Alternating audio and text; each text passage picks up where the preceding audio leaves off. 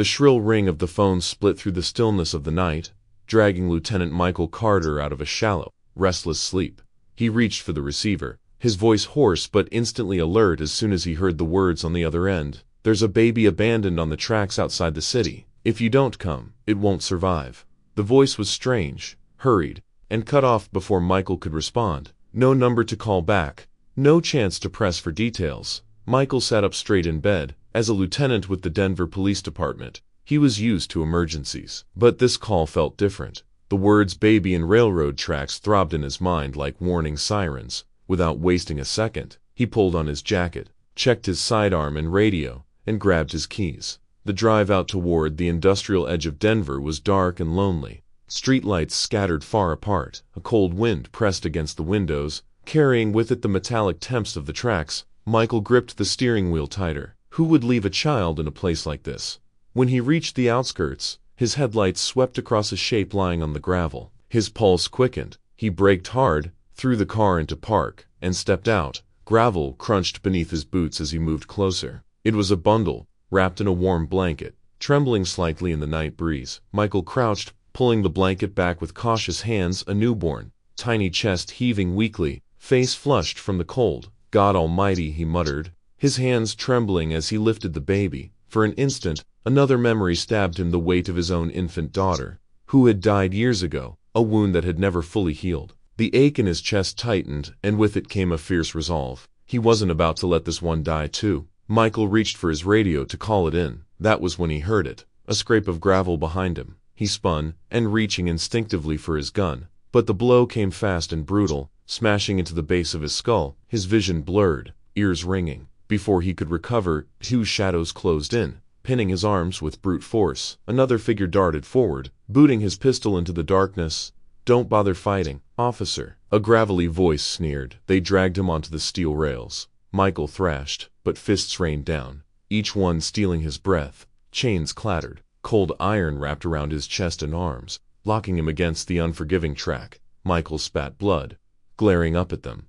"Who the hell are you? What do you want?" One of the men crouched, face hidden beneath a cap. His eyes glinted with icy amusement.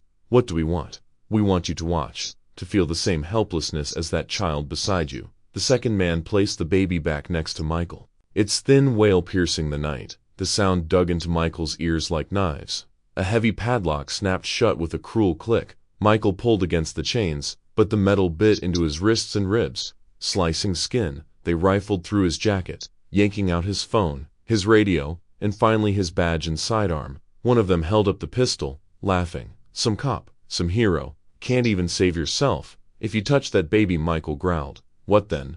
The man interrupted, leaning in close. "In 20 minutes, a freight train comes down this line. You and the kid will be nothing but stains on the steel." Their laughter echoed as they turned and strode off, boots crunching away into the dark. Then silence. Michael was left alone, chained to the rails, the baby crying beside him, the cold iron pressed against his spine, the chills sinking into his bones. He strained against the restraints, but the chain only cut deeper, biting his skin raw. His breathing quickened, panic clawing at the edges of his mind. He had stared down gunmen before, chased murderers through alleys, survived shootouts and knife fights. But this was different. This was helplessness. "No," he hissed through gritted teeth, "not like this." He turned his head toward the infant. So fragile, so impossibly small. Its fists waved weakly in the air, mouth opening and closing in desperate cries. A surge of determination burned through Michael's veins. He wouldn't let the night end this way. "You're not dying here," he whispered, voice steadying. "Not while I'm breathing." Far off in the distance, a train horn wailed, low and mournful. Red lights flickered at the end of the line, signaling its approach. Michael shut his eyes for a moment, drew a long breath, and tried to focus. His body was bound, his strength failing, but his will was iron. 20 minutes, maybe less. Time was running out. The sharp metallic wail of a locomotive whistle shattered the night. It echoed across the empty plains outside Denver, rolling through the darkness like a death knell. Michael Carter's head jerked up, sweat burning his eyes, wrists straining against the cold bite of the steel chain that pinned him to the track. His lungs tightened with panic. The rumble was distant at first, a low growl that made the earth beneath him tremble, but it was growing louder with every passing second. He twisted, fought, cursed, under his breath, every muscle screaming. The baby wrapped in the filthy blanket whimpered beside him. A fragile, helpless sound, almost swallowed by the approaching roar. Michael's training told him to stay calm, to assess, to plan, but the clock inside his head screamed 20 minutes, maybe less, and he had already wasted half of it trying to break the chain against the steel rail. His badge, his gun, his phone gone. His body ached from the blows, alone, unarmed, and shackled to the path of death. Then, out of the night, a flicker of movement. Hey, a small, high voice, cracking with urgency. Michael's heart lurched. A silhouette darted into the dim glow of the crossing lights. A child, thin and wiry, her tangled hair catching the pale moon. She couldn't have been older than 9. At her side bounded a German shepherd, its powerful body taut with alertness, ears pricked, teeth glinting under the weak light. Michael blinked, hardly believing what he was seeing. Kid, get out of here. It's not safe. But the girl ignored him. She dropped to her knees beside the baby, hands moving quickly to check if the infant was breathing. Then her gaze shot to Michael, fierce and unflinching. You're chained, she said simply, her voice low, almost matter-of-fact. No kidding, Michael growled through clenched teeth. You need to run. There's a train. The whistle screamed again. Closer now, accompanied by the ground-shaking thunder of wheels on rails. Don't move, the girl interrupted, her hands already probing the lock that bound him. She pulled something from the pocket of her ragged jacket, a shard of metal, bent and jagged, maybe torn from a fence. Her small fingers worked with surprising determination, jamming the shard into the rusted keyhole. Michael stared at her, stunned. She was just a kid who should have been anywhere else but here. The German shepherd growled, pacing in tight circles around them, his massive frame protected ready, his breath puffed in sharp bursts, eyes locked on Michael as though weighing his intent. Easy, boy, Michael whispered hoarsely. I'm on your side. The lock rattled, stubborn, refusing to give. Emily, though Michael didn't know her name yet, bit her lip, her brow furrowed in concentration. The whistle shrieked again, this time accompanied by the first blinding glare of a headlight cutting through the night. The train was close to close. Come on, she muttered, twisting the shard with all her strength. Michael could see it in her eyes now, beneath the dirt and defiance. But she didn't stop. Her hands shook, her breath came in fast bursts. But she fought the lock like her life depended on it. The chains rattled, the lock shifted, and then, with a metallic snap, it gave way. Got it, she gasped.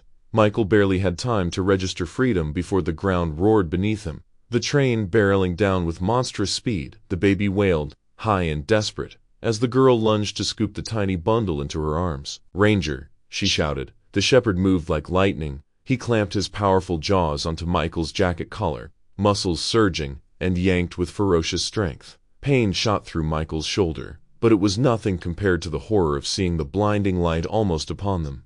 Move, Michael roared, rolling, crawling, every nerve firing at once. The 3 of them tumbled off the rail just as the train exploded past in a thunderstorm of steel and fury. The rush of air blasted across Michael's face, hot and suffocating. Sparks flared from the wheels, and the scream of iron drowned out everything else. For a breathless moment, he thought he hadn't made it, that the train would tear him apart. But then it was gone, thundering into the distance, leaving behind only silence and the echo of its passing. Michael lay on the gravel, chest heaving, eyes wide, every inch of him trembling with shock. He turned his head. The girl sat a few feet away, clutching the baby tight against her chest, rocking instinctively to calm its cries. Her small frame shook, but she didn't cry. She just stared at him, her dark eyes burning with something too old for her age. Beside her, the shepherd ranger stood tall, ears perked, body rigid, still guarding them all. Michael swallowed hard, his throat roar. You just saved my life. The girl shrugged, almost dismissive, though her hands still trembled around the baby. Didn't want to see you get crushed. Michael pushed himself upright, wincing. What's your name? She hesitated, then answered softly, Emily. He let the name settle in the air, staring at her in disbelief. Emily Rose, a street kid with nothing but a shard of metal and a dog, and somehow she'd pulled him back from death. Michael glanced at Ranger, who hadn't taken his eyes off him. And I'm guessing he's Ranger. The girl gave a small nod. For a long moment, none of them spoke. Only the wind moved, whispering through the empty fields. Michael looked at the baby, then at Emily, and finally at the dog track where death had nearly claimed them all. He couldn't explain it, but he knew in that instant his life had just changed forever. The night air felt colder now, sharp against Michael Carter's skin as he sat in the gravel, trying to steady his breath. The roar of the train had long faded, but its ghost still pulsed through his veins. He turned his gaze to the girl who had saved his life. Emily sat cross-legged with the infant bundled against her chest, rocking softly. The baby had quieted, soothed by her steady rhythm. She was so small, so fragile herself, yet she held the newborn with a natural, instinctive care. Michael cleared his throat. Emily, right. She looked up, her face half lit by the moon, smudged with dirt but unflinching. She gave a small nod. Where do you live? He asked gently. Emily's eyes flicked away. Nowhere. The word cut through him like ice. He studied her, trying to gauge the weight behind it. Nowhere. I sleep where I can, she said. Her voice was matter, as if rehearsed from years of having to explain herself, sometimes in old buildings, sometimes under bridges. Ranger keeps me safe. Michael's gaze shifted to the German shepherd. The dog stood close, eyes sharp and unblinking, posture protective. There was something noble in him, something almost military. Ranger, Michael murmured, nodding toward him. Good name. Emily stroked the dog's ear. He wasn't always mine. He was a rescue dog once. They trained him to find people in rubble, sniff out danger, but they dumped him when he got hurt. Her hand lingered in the thick fur, her voice tightening with emotion. Nobody wanted him, so I did. Michael felt the weight of her words settle into him. This child had taken in a dog cast aside by the world the same way the world seemed to have cast her aside. He can smell when something's wrong, Emily went on. Bad people. Trouble. He knew about you. Michael blinked. He knew. She shrugged, her tone blunt. He pulled me here. I didn't even know what was happening until I saw you. For a moment, silence stretched between them, broken only by the soft sigh of the wind. Michael studied the pair, this skinny, defiant girl and the fierce dog by her side, and wondered how fate had crossed their paths tonight. He opened his mouth to say more, but the distant wail of sirens pierced the night. His instincts sharpened. Reinforcements. His call for backup must have been traced. Or maybe the train operator had reported the near disaster. Emily, he said quickly, leaning closer, help is coming. They'll be here any minute. The girls stiffened. Ranger growled low, ears flattening. It's okay, Michael assured them. They'll help you. They'll make sure you're safe. Emily's eyes darkened. No, they won't. The bluntness hit him harder than a slap. He tried to protest, but she shook her head. They don't care about kids like me. They'll split me and Ranger up.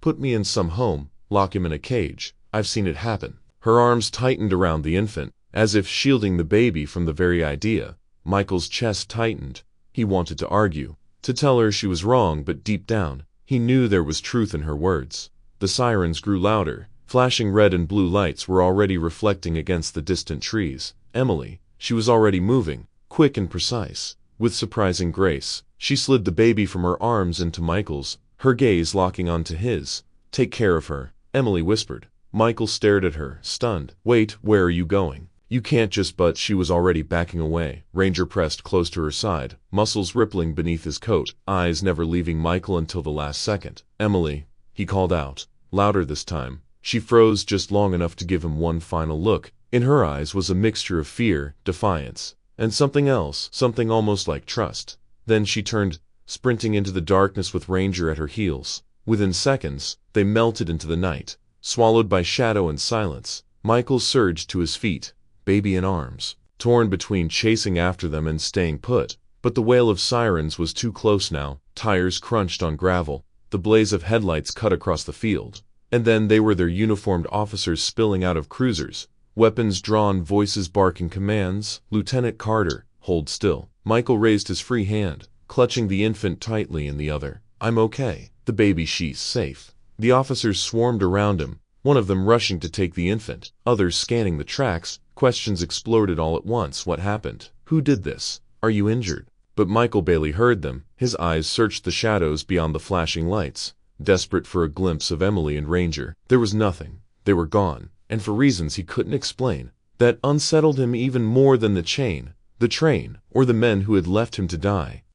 The sterile smell of disinfectant clung to the hospital corridors as Michael Carter sat in the dim light of the pediatric ward, his body stiff from exhaustion. The newborn lay in a clear plastic bassinet beside him, swaddled in fresh blankets, breathing steadily now. Each rise and fall of the infant's tiny chest brought Michael an odd mixture of relief and unease. A nurse walked in quietly, adjusting the foredrip and checking the baby's vitals. She's stable, the nurse whispered. Lucky you found her when you did. Michael forced a smile, but it didn't reach his eyes. Lucky wasn't the word he would use. Fate had dragged him into something. He could feel it. and fate wasn't finished yet. After the nurse left, Michael leaned back in his chair, rubbing his temples. His ribs still ached where the chains had dug in. His head throbbed from the blow that had knocked him down, but none of that weighed on him as much as the unanswered questions. Who had set the trap? Why leave him chained beside an abandoned infant? The official report was already in motion. He had given his statement to the detectives who came, describing the ambush, the 3 men,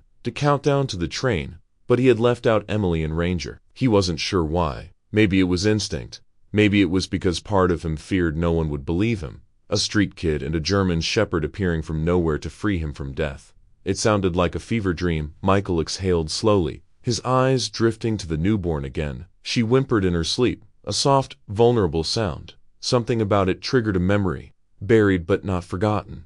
A case file, years old, photographs spread across a desk. Infants in grainy pictures, hidden in warehouses, were smuggled across state lines. Child trafficking. Michael's gut clenched. He had been part of a task force investigating a ring that operated between Denver, Chicago, and the southern border. The operation had fallen apart in fire and chaos. His partner, Detective Daniel Hayes, had died in the line of duty, or so the official record claimed. Michael had never fully believed it. The explosion that killed Daniel had been too convenient, too neat. Michael had replayed that night countless times. The sudden blast in the warehouse, the fire consuming everything, Daniel disappearing into the inferno. Nobody was ever recovered. The case was closed under insufficient evidence, but now the pattern was back. A baby on the tracks, a staged trap, shadows moving in the dark, and one detail gnawed at him harder than the rest. As the attackers had locked the chains, Michael had caught a glimpse of something etched into the padlock, scratched crudely into the metal. A mark. It wasn't random. It was a symbol Michael knew, an angular letter H, crossed with a line like a scar, the mark Daniel Hayes used to carve into his notebooks. Michael leaned forward, pressing his fists against his knees. No, he whispered to himself. It can't be. But the memory was undeniable. Daniel had left that mark everywhere on case files, on the whiteboards during their investigations, even scratched into the wooden table at their favorite diner. A private symbol, a habit, something Michael had teased him about once. If that mark was on the lock, then this was no coincidence. Michael's mind churned. Could Daniel still be alive? If so, what side was he on? Had his old partner gone rogue, become entangled in the very network they had once sworn to dismantle? The thought hollowed Michael out. He had trusted Daniel more than anyone. They had chased monsters together, bled together, and now the baby stirred, drawing his attention back. He placed a steadying hand on the bassinet. Whoever these people were, whatever their motives, this child was at the center, and if Daniel Hayes was truly involved, then Michael's past had just come crashing into his present. A knock at the door interrupted his spiral of thought. Detective Ramirez from Homicide stepped inside, holding a clipboard. "Carter," he said with a nod, "just got an update. Forensics found tire tracks near the scene. Heavy duty, probably a black SUV. We're checking traffic cams." Michael nodded, but his mind was elsewhere. Did they recover the lock? Ramirez raised a brow. "Lock." Michael hesitated. "The one they used to chain me down. There should have been a padlock." Ramirez flipped through his notes. "Nothing like that at the scene. My guess is they took it with them." Michael's chest tightened. Of course they had. If the mark was real, if it meant what he thought, then the evidence was gone. "Thanks," he muttered, masking his frustration. When Ramirez left, Michael sat in silence again, the fluorescent lights buzzing faintly above him. He felt the weight of 2 lives pressing on him now, the child beside him, and the ghost of his partner in the shadows. Emily's words echoed back. "Ranger can smell danger. He knew about you." Michael stared at the baby, then at the window reflecting his tired face. He knew the truth now. This wasn't random, this was personal. And somewhere out there, Daniel Hayes, or the ghost of him, was pulling the strings. The bar was tucked away in a forgotten corner of Denver's warehouse district, its neon sign buzzing faintly against the drizzle. Michael Carter stood outside, collar turned up, scanning the empty street before pushing the door open. Inside, the air smelled of stale beer and cigarette smoke. A jukebox hummed in the corner, ignored by the handful of patrons nursing their drinks. At the far end of the bar sat the woman he was looking for, Vanessa Moore. Her file described her as a social connector, someone who floated on the edges of criminal networks without ever leaving fingerprints. She had once been arrested for fraud, later released due to insufficient evidence. More recently, her name had come up in surveillance linked to child trafficking investigations. Michael approached cautiously, every step echoing in the quiet. "Vanessa Moore?" he asked. She looked up, her eyes sharp beneath layers of mascara. "Depends who's asking." "Lieutenant Michael Carter, Denver PD." He flipped his badge open just long enough for her to see. Her lips curved in a half-smile. "Cops usually don't drink here. I'm not here to drink." She leaned back, swirling the amber liquid in her glass. "Then what do you want?" Michael sat across from her, his presence heavy, unyielding. "A baby was left on the railroad tracks last night. I nearly died protecting her, and I know you know something about it." Vanessa's smile faltered. "That's insane. Why would I cut the act?" His tone hardened. "I've seen your name before. You're connected to the same network I've been chasing for years, the same one that ruined lives. Don't tell me you're just a bartender with bad luck." For a long moment, she said nothing. The jukebox clicked to the next song, low and mournful. Then Vanessa exhaled, shoulders sagging. "You think I'm one of them," she whispered. Michael's eyes narrowed. "Aren't you?" Her hand trembled as she set the glass down. "I was never in charge, never the brains, just a courier. I passed messages, delivered cash, made introductions. That's all." Michael leaned forward, jaw tight. "And the children?" Her gaze fell to the table. "I never touched them. I swear." She swallowed hard, her voice brittle. "I told myself if I wasn't holding the knife then maybe my hands were clean. But that was a lie." Michael studied her face. Fear flickered there, real and raw. She wasn't innocent, but she wasn't hardened either. She had seen too much, maybe done too much, but guilt clung to her like smoke. "Why come clean now?" he asked. Vanessa hesitated, then reached into her handbag. Michael's hand instinctively brushed against his holster, but she only pulled out a small weathered notebook bound in cracked leather. She slid it across the table. "I kept this," she said softly. "Didn't mean to have it, I guess. It's filled with codes, dates, numbers. They never let me read them, but I think it's the key." Michael picked it up carefully. Flipping through the pages, strange markings filled each line. Geometric shapes, slashes, initials. Some of it looked like coordinates. Others resembled transaction codes. His pulse quickened. "This could blow it wide open," he muttered.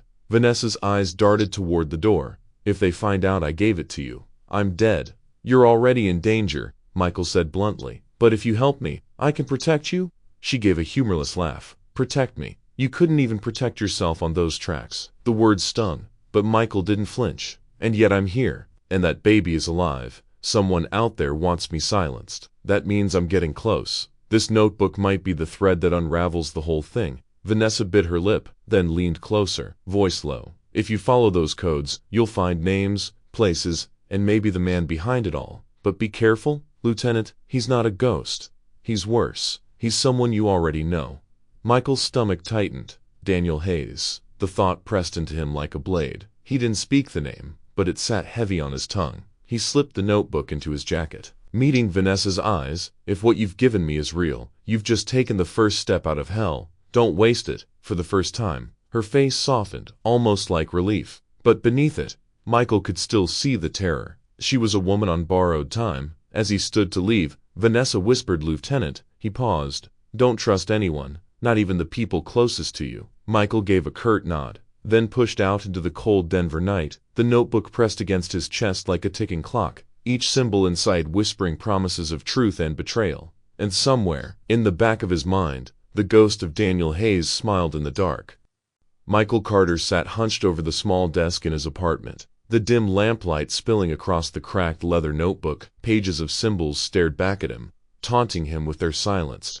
Circles, slashes, crooked letters that didn't match any alphabet he knew. He had been at it for hours, but the codes refused to break. The hum of the city outside was muted at this hour-distant cars, the occasional siren. He rubbed his eyes, frustration mounting. Vanessa Moore's warning echoed in his head. "He's someone you already know." The name pressed against the back of his mind like a wound he didn't want to reopen. Daniel Hayes. Michael exhaled sharply and pushed the notebook aside. He needed clarity. Instead, he found himself staring at the shadows stretching across the walls. That's when he heard it. Two soft knocks at his door. Not the authoritative pound of police, nor the hurried rap of a neighbor. Deliberate, measured. Michael reached instinctively for his sidearm, moving quietly to the peephole. What he saw made him freeze. Emily. She stood there in the hallway, her oversized jacket hanging off her narrow shoulders. Ranger at her side. The German shepherd's amber eyes gleamed in the low light. Steady and watchful, Michael unlocked the door slowly. Emily. She slipped inside without waiting for an invitation. Ranger padding close behind her. You shouldn't sit with the light on, she said plainly. Scanning the room, it makes you an easy target. Michael blinked, caught off guard. And how exactly do you know that? Emily shrugged, tugging her jacket tighter.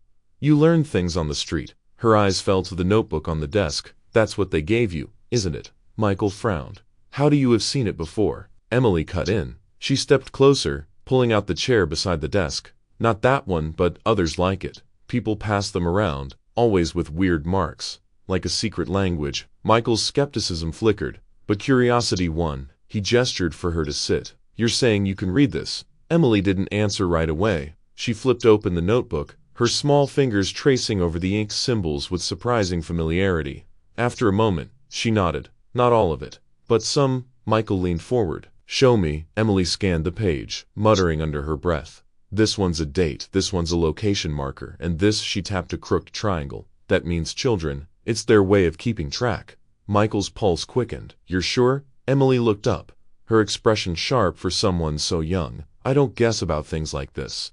Ranger let out a low growl, as if punctuating her words. Michael felt the weight of the moment sink in. He had spent days staring at these pages, and yet here was a 9-year-old girl unraveling them in minutes. Where did you learn this? He asked carefully. Emily hesitated, then answered, from listening, watching. People think kids don't understand, but I do. I've heard them trade information before. I remember the signs. Her voice hardened. Because I had to. Michael didn't push further. He recognized the wall she had built, one he himself had once built after losing his family. Emily turned another page, her eyes narrowing. Here, this one. She pointed to a cluster of marks and arrow, a set of numbers.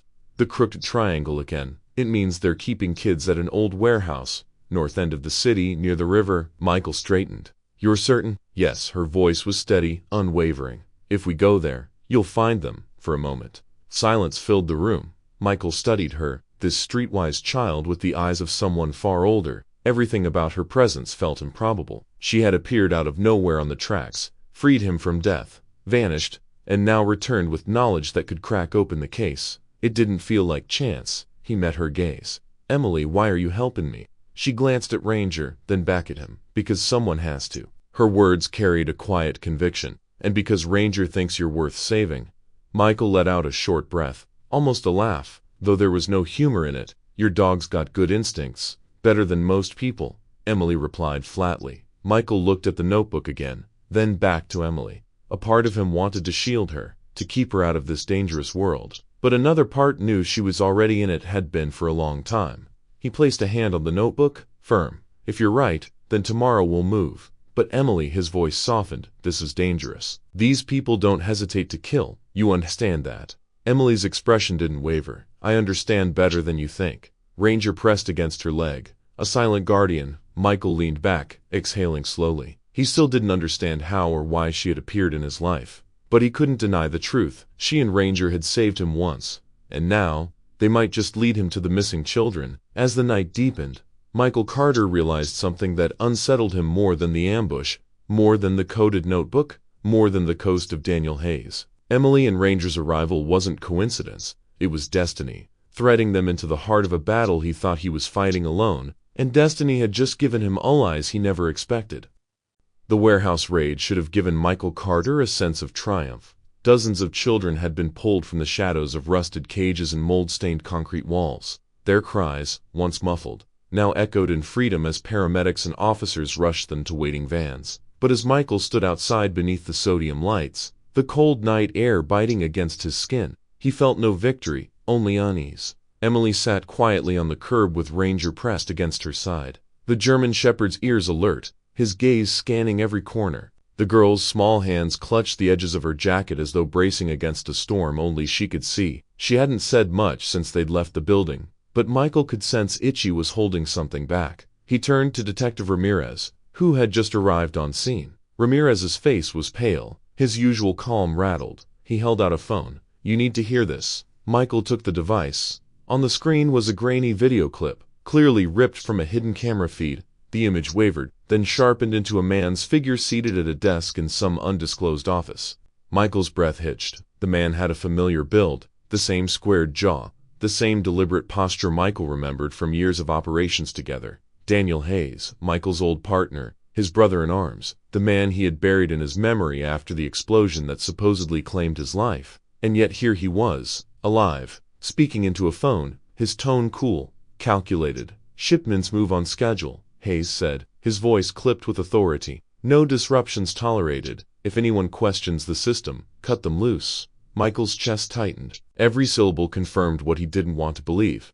Daniel wasn't just alive. He was orchestrating the very trade they had once sworn to destroy. The video ended abruptly. Plunging Michael into silence, Ramirez shifted uneasily. "This was intercepted off one of the traffickers' encrypted channels. We ran it twice. There's no mistake." Michael shook his head slowly, as if trying to push the truth away. "No, Daniel died. I saw the reports." He cut himself off, his throat closing. Emily's small voice broke the silence. "He's the one in charge, isn't he?" Michael looked at her, searching for doubt in her expression, but found none. Her eyes were steady, resigned, as though betrayal was something she had learned to expect in life. The weight of memory crashed down on him, nights spent on surveillance with Hayes, trading jokes to stay awake, the firefights where Hayes had his back, pulling him out of the line of fire more than once. The last mission, the explosion that tore through the compound. Michael had carried Hayes's dog tags back to headquarters himself. It couldn't be a lie, could it? Michael paced, trying to steady his breathing. Betrayal was a word too sharp, too jagged to fit in his chest. He fought with me. He saved lives. His voice cracked. Ramirez laid a hand on his shoulder. Firm, he's not that man anymore. Carter, maybe he never was. The words stung like glass. Emily stood, moving closer, Ranger at her heels. "You trusted him," she said quietly. "And now it hurts to see what he really is."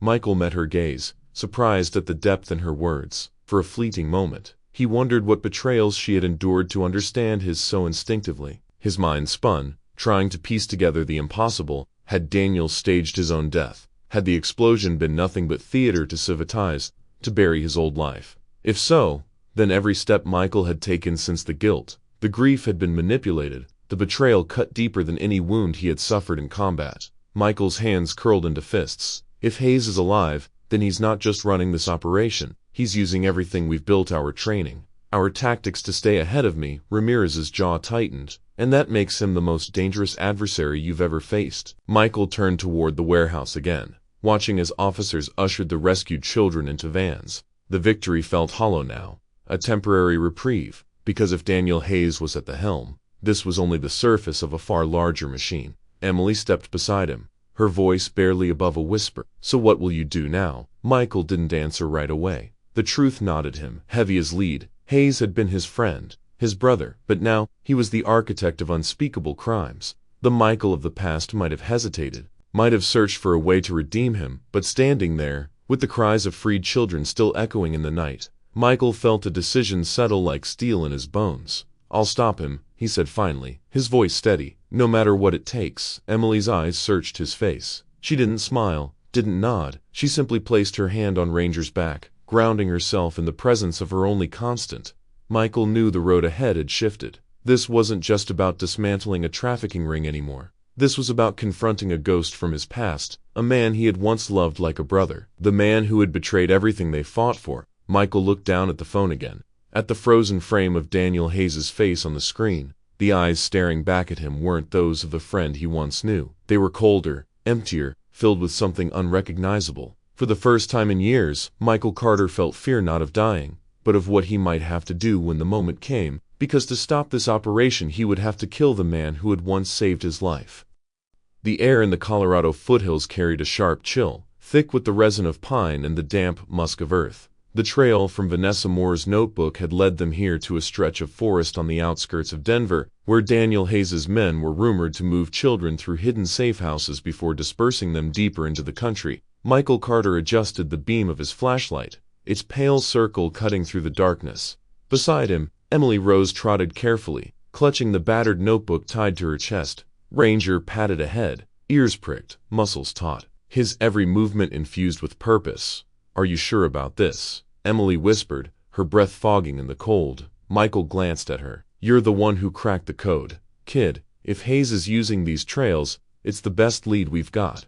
She nodded, though fear lingered in her eyes. Still, there was steel in her posture. For all her youth, Emily carried herself with a resilience Michael couldn't help but respect. They pushed deeper into the forest. The moon struggled through clouds, painting the treetops silver. It was quiet to quiet, then Ranger froze. His body stiffened, hackles rising. A low growl rumbled from his throat. Michael's instincts flared. He raised his weapon just as the first shot cracked through the trees. Down, he barked, pulling Emily to the ground. Bullets ripped bark from the pine trunks around them, splinters showering the earth. Shapes moved in the darkness, men with rifles, closing in fast. Michael returned fire, his shots echoing through the forest. Emily, stay low, don't move until I say. The girl nodded, pressing herself against the earth. Ranger, however, lunged forward with a snarl, his powerful frame tearing through the underbrush. One of the attackers cried out as the dog clamped down on his arm, dragging him to the ground. The rifle clattered away, useless.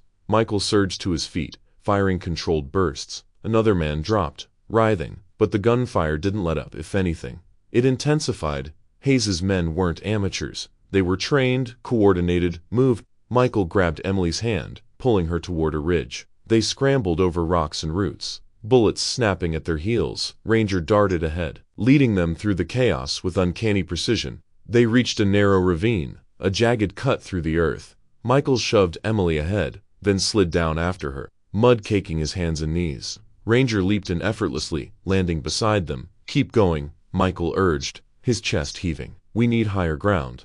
They climbed the opposite slope, but another shadow appeared at the crest of gunmen waiting. Weapon raised, time slowed. Michael fired, but too late. The man squeezed the trigger, and then Ranger moved. The German Shepherd launched upward, colliding with the attacker mid-shot. The bullet went wide, chewing harmlessly into the dirt as Ranger dragged the man down with feral strength. Michael finished the job with a clean shot. He crouched beside Ranger, giving the dog a quick pat. Good boy, you just saved us again. Emily's face was pale, but her eyes burned with determination. Ranger knew he was there. Michael didn't argue. He had stopped trying to explain the dog's instincts. Ranger wasn't just trained, he was something more. A guardian with a sixth sense for danger. Gunfire still echoed through the trees. Closer now. Hayes's men were regrouping. Michael scanned the forest, calculating. They couldn't win this firefight head-on. We have to lose them in the woods. Come on. They tore through the undergrowth, branches whipping at their faces, the ground uneven and treacherous. Emily stumbled, but Michael caught her arm, keeping her steady. Behind them, shouts rang out, flashlights cutting through the night like searchlights. At the edge of a clearing, Michael stopped, forcing his breath under control. They were surrounded. The enemy was fanning out, boxing them in. Stay behind me, he said, raising his pistol. But before the attackers could close the circle, Ranger bounded ahead, barking fiercely. He darted into the trees, drawing the gunmen's attention. Several broke formation, chasing the dog's growls deeper into the forest. Michael seized the moment. Now, they sprinted across the clearing, slipping back into the shadows. For minutes that stretched like hours, they ran until finally, the gunfire faded, replaced only by the pounding of their own hearts. When at last they collapsed against a fallen log, Michael allowed himself a ragged breath. Emily leaned against him, shaking but alive. Ranger trotted back into the clearing moments later, his tongue lolling, tail wagging slightly despite the blood spattered across his furnet. Michael realized with relief. But from the men he had torn through. Emily wrapped her arms around the dog's neck, burying her face in his fur. He saved us. Again, Michael stared into the darkness beyond, his grip tight on his weapon. Tonight had proven what he already knew.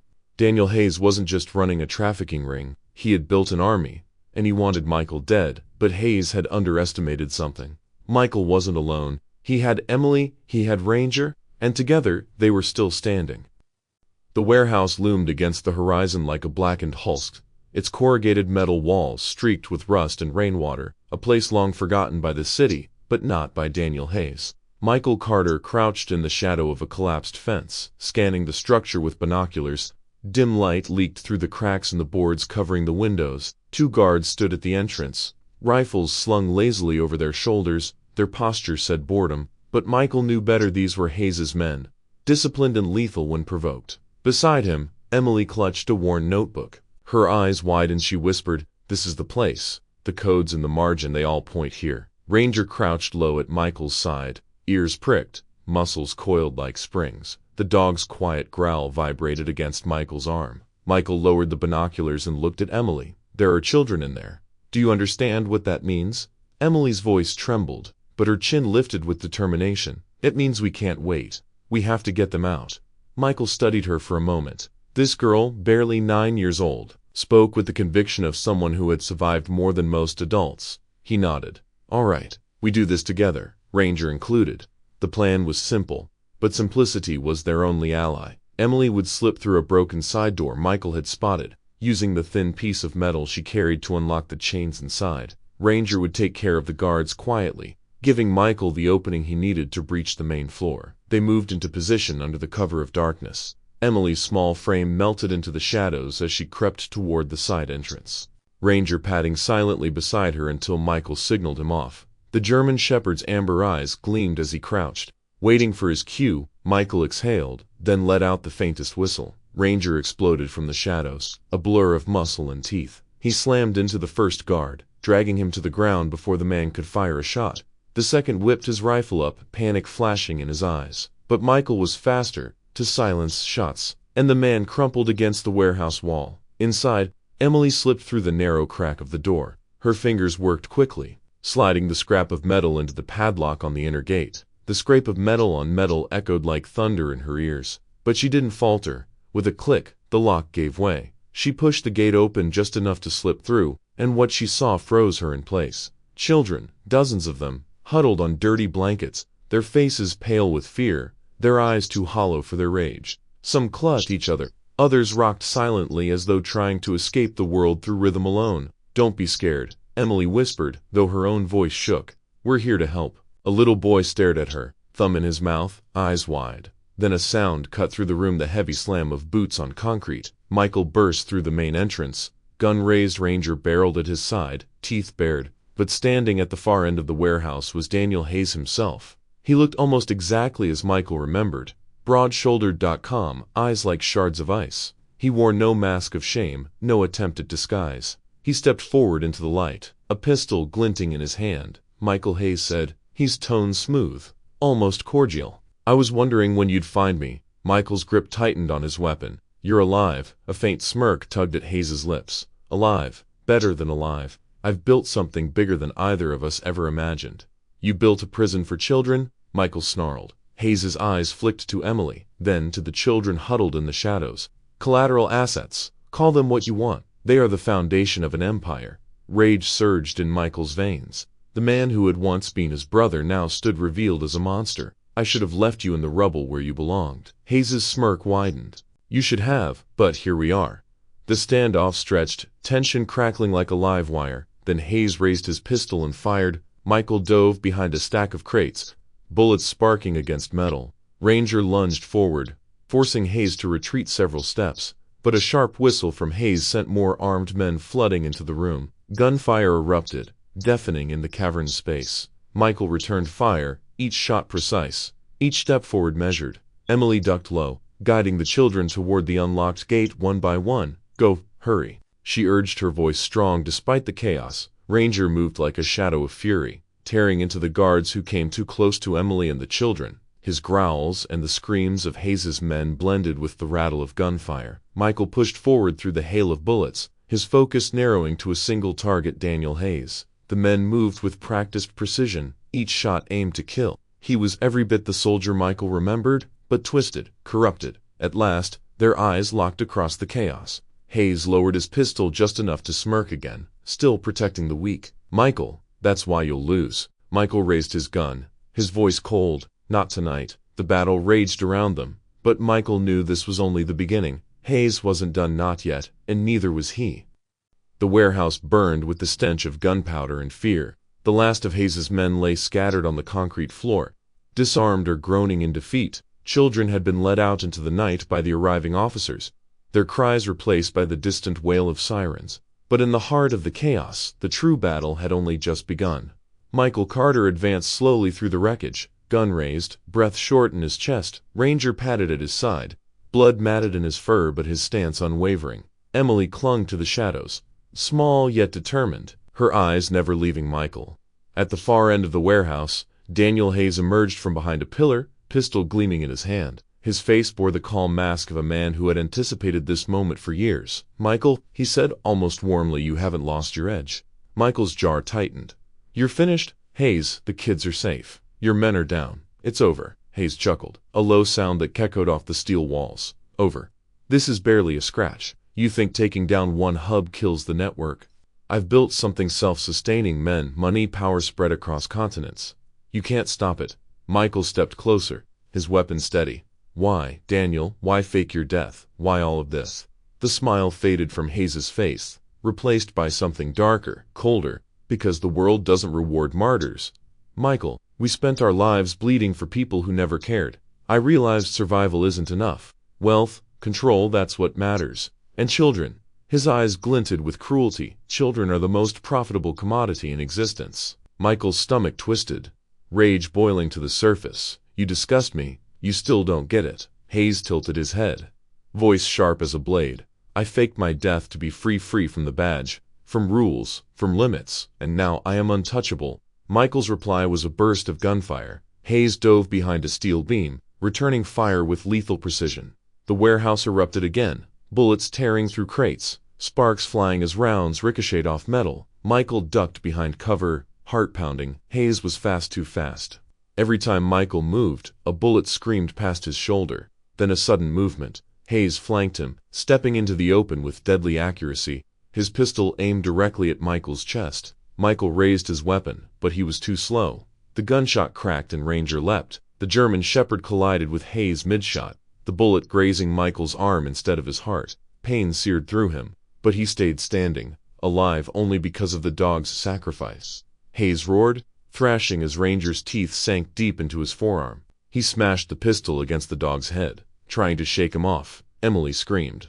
But she didn't freeze. She darted forward, grabbing a loose chain from the ground. With trembling hands, she swung it with all her strength, striking Hayes across the leg. It was enough. Hayes stumbled, rage distorting his face. Michael seized the moment. With a guttural shout, he surged forward, slamming into Hayes and driving him to the floor. Their guns skittered across the concrete, out of reach. The two men grappled, fists cracking against bone, sweat and blood mingling on the floor. Hayes fought like a man possessed, every strike brutal, every movement fueled by years of bitterness.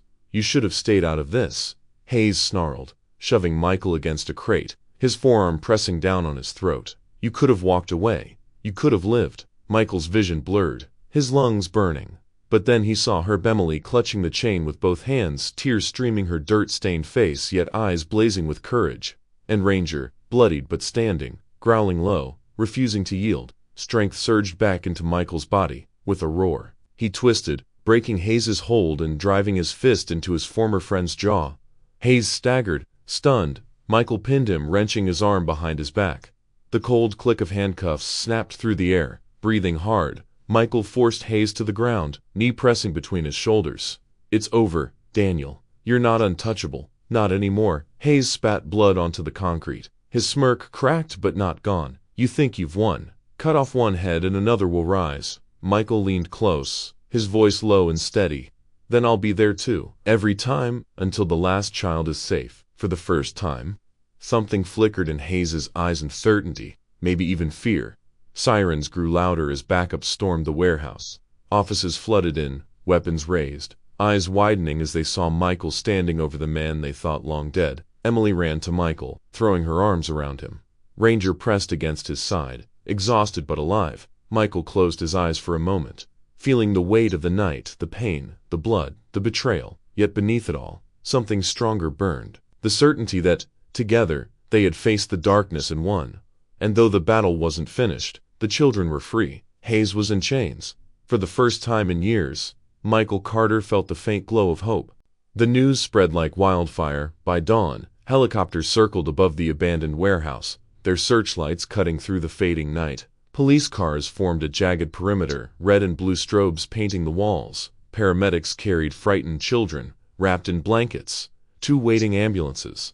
Their cries echoed into the cold Colorado morning roar, proof of innocence restored. Michael Carter stood at the edge of the scene, his shirt torn and streaked with dust, his body aching from bruises and the fight with Hayes. He had endured gunfire, betrayal, and the crushing weight of an old friendship turned into venom. Yet all of that blurred against the sight of the children, dozens of them finally free. The press called it the largest child trafficking bust in Colorado history. His superiors called him a hero. Strangers shook his hand, pat him on the back, and repeated the word courage, but when Michael looked at his own reflection in the dark glass of a police cruiser, he felt none of it. He knew the truth. He had not saved those children alone. Emily Rose stood apart from the chaos, her thin frame wrapped in a borrowed coat too big for her shoulders. The hood shadowed her face, but Michael could see the fire in her eyes, bright, unyielding. At her side sat Ranger, the German shepherd, tail wagging faintly as though none of the chaos around them mattered. The bond between the girl and the dog was effortless, carved from survival and trust. Michael approached slowly, feeling heavier with each step. "You were incredible in there," he said softly. "I couldn't have done it without you." Emily looked up at him, a faint smile tugging at her lips. "You would have found a way." "You're the cop." Michael shook his head. "No, you opened those locks. You guided me through that notebook." "Ranger," he glanced at the dog, who lifted his ears. "He saved my life more times than I can count. If anyone's a hero here, it's the two of you." For a moment, Emily said nothing. She stroked Ranger's fur absent-mindedly, eyes fixed on the children being loaded into ambulances. "They'll get to go home," she whispered. "Their families will hug them again. They'll sleep in warm beds. No more hiding." Her voice cracked slightly, though she tried to hide it. Michael's chest tightened. "And what about you?" The question hung heavy in the air. Emily lowered her gaze, shoulders curling inward. "I don't have a home to go back to. Haven't for a long time." The words were simple, almost casual, but Michael heard the weight buried inside them, the years of abandonment, of slipping through cracks that no one bothered to patch. Ranger went softly, pressing his head against Emily's knee as if to remind her she wasn't entirely alone. Michael crouched, meeting her at eye level. "Emily, you've done more good in these past few days than most people do in a lifetime. You don't deserve to disappear back onto the streets." Her eyes shimmered, though she tried to blink it away. "What's going to happen to me now?" Michael hesitated. He was a police officer, trained to solve cases, enforce laws, file reports. But looking at Emily, none of that mattered. This wasn't paperwork. This was a child. "I don't know yet," he admitted, "but I promise you this. I won't let you fall through the cracks again. Not this time. For the first time." Emily allowed the wall around her to break. She leaned forward, just enough for her forehead to rest against his shoulder. Ranger inched closer, pressing against them both, the silent guardian holding the fragile moment together. In the distance, Hayes was being hauled into a transport van, wrists cuffed, head lowered in defeat. Once a friend, once a brother in arms, now nothing more than a symbol of corruption and greed. Michael should have felt triumph. Instead, all he felt was the ache of loss, and the fierce responsibility leapt in its place. By sunrise, the scene was winding down. Children were reunited with parents, detectives pieced together evidence, reporters clamored for statements. But Michael Carter walked away from the flashing cameras, Emily and Ranger at his side. The case had closed. The headlines would fade. But for Michael, the real story was only beginning, the story of a girl without a family, a dog with more loyalty than most men, and a promise he couldn't break. As they disappeared into the quiet streets of Denver, Michael understood something profound. Heroes didn't always wear badges. Sometimes they came in the form of a 9-year-old girl with a scarred past, and a German shepherd who refused to leave her side. And maybe, just maybe together, they could all find a home again. The paperwork took weeks. Investigations spiraled outward, tracing Hayes' network across state lines, peeling back the rotten skin of corruption. Michael Carter found himself buried in reports, meetings, and court appearances. Yet through it all, one thought refused to leave his mind. Emily Rose. She remained in the custody of social services during those days, shuffled between temporary shelters. Every time Michael visited, Ranger bounded toward him with joyous barks, and Emily's guarded smile softened into something brighter, something more hopeful. But when he left, he saw it, the quiet dread in her eyes, the unspoken fear that she would be abandoned all over again. Michael couldn't shake it, not at night, not in the silence of his apartment, not even during the applause at a department ceremony where he was awarded the Medal of Valor. The applause faded into echoes, hollow compared to Emily's laughter, compared to Ranger's paw on his knee. One evening, sitting at his kitchen table, Michael spread out the adoption forms before him. His hands trembled as he picked up the pen. He'd faced firefights, betrayal, and near death. Yet this choosing to become a father felt like the most terrifying, and the most necessary, battle of his life. When the ink dried, he knew there was no going back.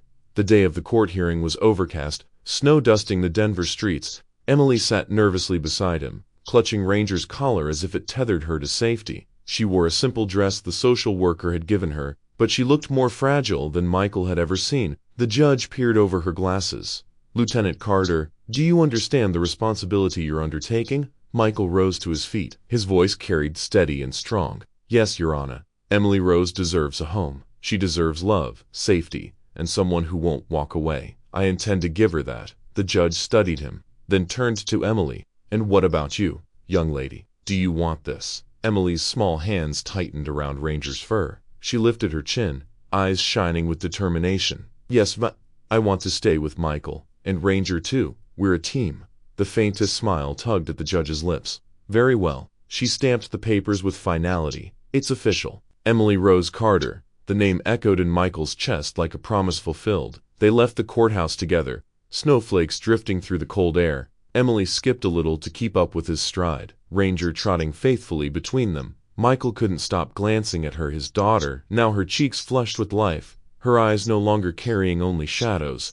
That evening, they returned to Michael's home. The apartment, once sterile and empty, seemed to breathe with new energy. Emily ran from room to room, claiming corners as her own, her laughter filling the silence that had long haunted the place. Ranger leaped onto the couch as if declaring it his rightful throne. Michael stood in the doorway, watching. He felt a warmth bloom inside him he hadn't known in years, not from medals, not from victories in uniform, but from the sight of family. When Emily finally settled, curled up with Ranger at her side, she looked at Michael with wide, vulnerable eyes. "Is this really forever?" Michael knelt, brushing a stray strand of hair from her face. "Yes, forever. You're home now."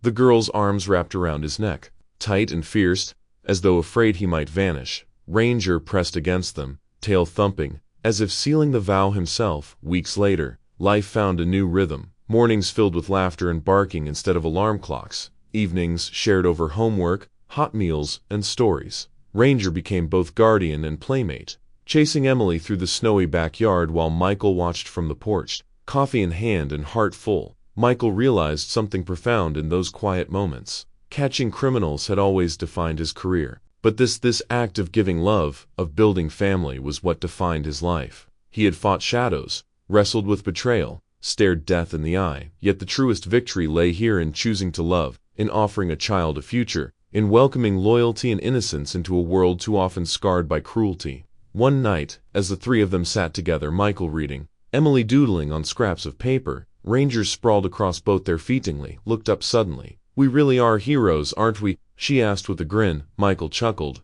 "Maybe not the kind in comic books, but yes, in our own way." Ranger barked once, sharp and proud, as if to agree. Michael looked at them, his daughter, his dog, his family, and felt the weight of his journey settle into place. Whatever battles lay ahead, he knew he wouldn't face them alone. Together, the three unlikely heroes had found not just survival, but something greater, a beginning, and this time it was theirs to keep.